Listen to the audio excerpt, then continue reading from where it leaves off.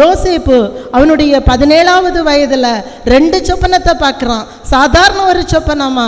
அவன் பார்த்த சொப்பனம் என்னவென்றால், அரிக்கட்டு, அவனுக்கு அரிக்கட்டு மட்டும் நிமிர்ந்து நிற்க, அவனுடைய சகோதரர்களுடைய கையில் இருக்கிற அரிக்கட்டெல்லாம் இந்த அரிக்கட்டை பார்த்து குனிந்து நிற்பதாக ஒரு சொப்பனத்தை பார்க்கிறான். சூரியனும் சந்திரனும் 11 நட்சத்திரங்களும் அவனை வணங்கி நிற்பதாக அவன் ஒரு சொப்பனத்தை பார்க்கிறான். இப்படி ஆண்டவர் யோசேப்புக்கு 17 வயதுல ஒரு சொப்பனத்தை கொடுத்தாரு. யோசேப்பை ஆண்டவர் கர்த்தர் யோசேப்போடு கூட இருந்து யோசேப்பை ஆசீர்வதிப்பேன் என்று சொன்னார். ஆனால் இந்த யோசேப்பின் வாழ்க்கையில் காத்திருப்பு 13 வருஷம் அவர் காத்திருந்தார். இப்படி தன்னுடைய தகப்பன் வீட்டில் உயர்த்தப்படுவேன் என்று நினைத்து கொண்டிருந்த யோசேப்பு அடிமையாக அவர் விற்கப்படுகிறார். அந்நிய தேசத்துக்கு அவர் கொண்டு போகப்படுகிறார். அவர் பொய் குற்றம் சாட்டப்படுகிறார். பொய்க்குற்றம் சாட்டப்பட்டு அவர் சிறைச்சாலையிலே அடைக்கப்படுகிறார். சிறைச்சாலையில இருந்து பானபாத்திரக்காரனை பார்த்து சொல்லுகிறார், நீ ராஜாவிட்ட போய் சொல்லுவியா, நான் எந்த குற்றமும் செய்யல, நான் என்னை எப்படியாவது நான் வெளியில வரணும்னு ஆசைப்பட்டார்.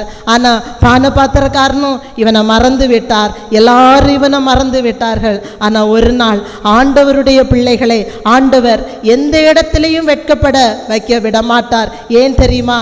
இந்த யோசேப்பு சொன்ன ஒரு காரியம் என்னன்னா, ஆண்டவருக்கு பிரியமில்லாத எந்த காரியத்திலையும் நான் என் ஈடுபாடை காட்ட மாட்டேன் என்று அவன் போர்த்திபாரின் மனைவி கூட பாவம் செய்வதற்கு விலகி வாழ்ந்தான். யோசேப்பு ஒரு அந்நிய தேசத்துல நம்ம சிந்தித்து பார்க்க வேண்டும். இன்னைக்கு ஏதோ ஒரு தேசத்துல, சவுதியிலேயோ அல்லது ஏதோ ஒரு தேசத்துல சிறையில நம்ம கிடந்தா நமக்காக பரிந்து பேசுவதற்கு யார் வருவா? இன்னைக்காவது 2 வக்கீலை வச்சு ஆள்பலம் இருந்தா பேசலாம். யோசேப்பினுடைய காலத்துல யாரை வச்சு சிறைச்சாலையிலேருந்து எடுத்திருப்பாங்க?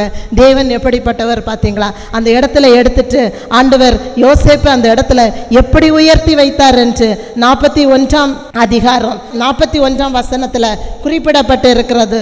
யோசேப்புக்கு முழு அதிகாரத்தையும் அந்த ராஜா அவனுக்கு கொடுக்கிறார். அவனை அந்த தேசத்தின் அதிகாரியாக அவர் மாற்றுகிறார். அவருடைய முத்திரை மோதிரத்தை கலத்தி யோசேப்பின் கையில கொடுக்கிறார். நீ கை நீட்டினதான் இந்த தேசத்து மக்கள் எல்லாம் நீ என்ன சொல்றியோ அதை அவங்க கேட்டுதான் ஆகணும் இப்படின்னு சொல்லிட்டு ராஜாவே கட்டளையிடுற அளவுக்கு ஆண்டவர் யோசேப்பை உயர்த்தி இருக்கிறார். அவன் கிறிஸ்துவுக்குள் பிரியமானவர்களே, கர்த்தருடைய பிள்ளைகளை ஒருபோதும் அவர் வெட்கப்பட வைக்க மாட்டார்.